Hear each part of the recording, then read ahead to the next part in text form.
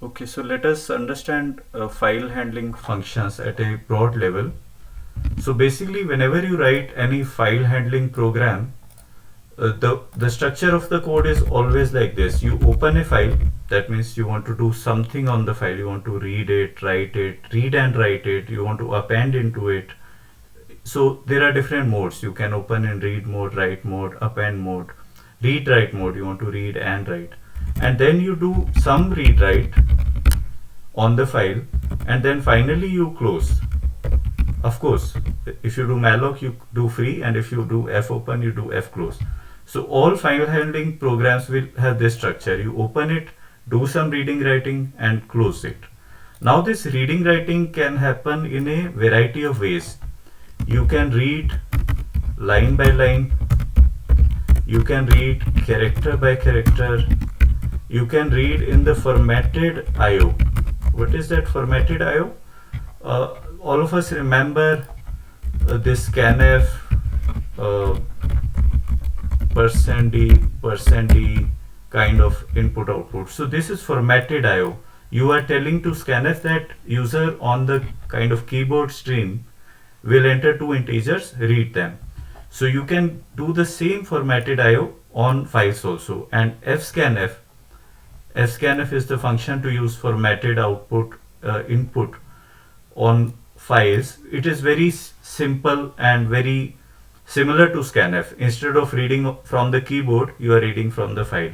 So you can do formatted IO, which is very powerful, and you can do binary IO.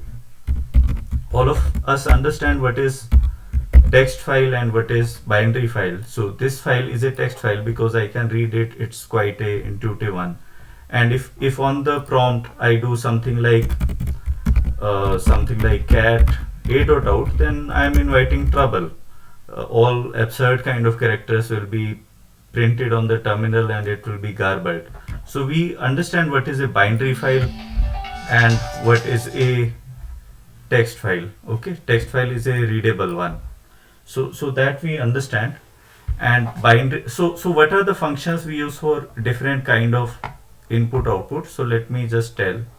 Line by line, when you have to read, you use fgetS and fputS. fgetS means read one line. fputS is the corresponding write operation. Okay, and intuitively enough, if you want to read or write character by character, you use fgetC and fputC. If you want to do printf scanf kind of thing, the formatted input output, then you get to fprintf and fscanf. So these are the functions. And if you are dealing with binary files, then you end up using fread and fwrite. We will see their prototypes. There are man pages. If you go to the prompt and if you ask man fprintf, you will get information. And you will see that these are kind of family of functions: printf, fprintf, sprintf. They are very close.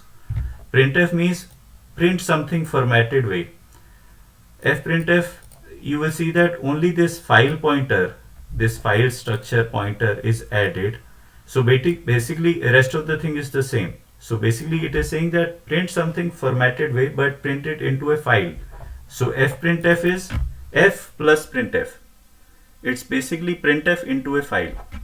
And similarly you have sprintf. It's saying print the thing but don't print into the monitor, don't print into a file, print it into a string. So sometimes it comes very handy. For example, you do things like the reverse of a to I, string to integer. You have some data but you want to convert a string with some formatting, maybe some spaces, tabs in the middle. So you can do sprintf. So sprintf is quite a handy function. But the important thing to know is, if you know printf, you know already almost fprintf and sprintf, because fprintf is nothing but printf into a file, sprintf is nothing but printf into a string. And same goes for scanf and fscanf and scanf. Fscanf means you are reading from the file and reading in a formatted way. Maybe you have data like like I will show an example program. So just give me a moment. So let's say you go to the GitHub and see programming and files. So you have some structured information. Maybe in this file struct1 you have the name and age. Okay, name and age, and you want to read name and age. Okay, now reading line by line doesn't suit because you will have to tokenize and do some work. Reading character by character doesn't suit, but because it is a structured information, you have a structure, first the name, then the age. So the simplest code here will be file struct.c, and what it does is it simply does fscanf fp %s %d name and pointer to that integer into which I have to read the age. So you can see that it is surprisingly simple and similar to scanf. The only thing we have done is we have passed the file pointer to it.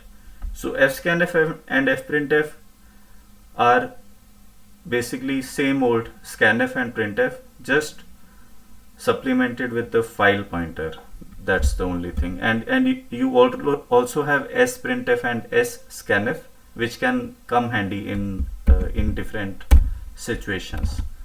So that's kind of overview of these functions. Then we have a end of file. A file, if we think what is a file, so file is a sequence of bytes.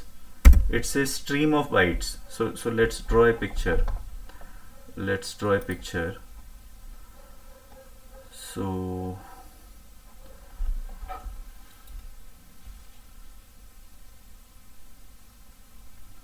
yeah, so you can really understand file as a sequence of bytes. It's nothing more than a stream of bytes or sequence of bytes. When you open a file in read mode, you are positioned here. So that means your current position is this. This is your current cursor, you can say, your file position. You can say there is a function ftell which tells you where you are in the, what is your current position. So initially when you open a file in read mode particularly, ftell will return 0, that you are in at this place. Then maybe you did fgetc 5 times. Fgetc 5 times means this cursor will move 5 bytes because you read 5 bytes. So it moves, okay, and similarly it keeps moving. And there is a function fseek. Normally you open a file and you keep reading it start to end, and as many bytes you read, that many bytes the cursor moves. But you can also reposition the cursor. You can say fseek the cursor to somewhere else. Maybe you want to go back, maybe you want to go forward. You can go anywhere you like, okay. So there is a function fseek, and man pages are available. You can refer them. Let's say fseek. What it says is go to this offset, and it also takes an argument that the offset is relative to what. Is it relative to the beginning of the file? Is it relative to the end of the file? Is it relative to the current position? So you can say the current position plus 10, or you can say the current position minus 10, or you can say seek set, that means the beginning plus 100, or you can say seek end and minus 100, this means 100 bytes before the end. So you can see the man pages. Please, all the functions you need to access the man pages often, because you will need to know what is the return data type. Accordingly you capture the return output. You need to know what is the return thing. What does it return?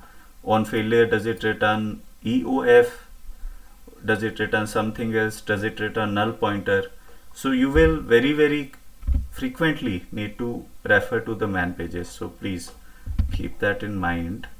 And let's see if something more important thing. So this is a sequence of bytes, and you can go to the end also. For example, one famous trick to get the size of the file is you can seek to the end, and then you can call ftell, and ftell will tell you current position. That will be the number of bytes the file has. So fseek and ftell are that kind of a thing. Rewind, which was written there, is basically like going to the position 0. So rewind is like f seek set comma 0. That means 0 offset from the beginning. So rewind is almost a special case of f seek, that you are from the beginning going to offset 0. That's not much. FUF is a function that FUF returns you that have you encountered end of file. This is very important. FUF is very important because you will be reading data in a loop, and when you reach the end you need to stop, right? So how do you know that you have encountered the end of file? So FUF function returns true if you have encountered end of file. So often in the while loops you use FUF to indicate that have you encountered end of file. The other alternative of FUF is that these functions fread, fscanf, fgetc, fgets, fgetc, they start returning some special value when there is no more input. So they also start returning that no more input, or read 0 bytes or something like that. Or maybe they start returning null if you do fgets. Different functions return different type of return value. So man page. So there are two ways to terminate loops. One, when these reading functions start returning no more data, no more data. The other, you can explicitly call FUF and check. So if you see FUF, it says, what does it say? Test the end of file indicator, and okay, and what is the return value?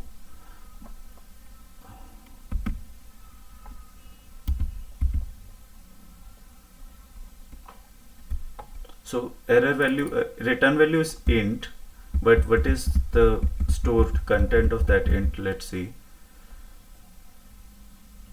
So it says returning non-zero if it is set. So basically it's kind of a true false. If it is non-zero, that means you have encountered end of file. That means you should not attempt reading further because you are at the end of the file. So just please be comfortable reading this critical information. Sometimes you will have a return section where you would where the page will indicate what it returns. Here it mentioned in this area only that what it returns. This FUF is done, and so this is like the broad kind of overview, and of course in this page you get some more information. Okay, the modes in which you open and etc. So that's just a beginning overview.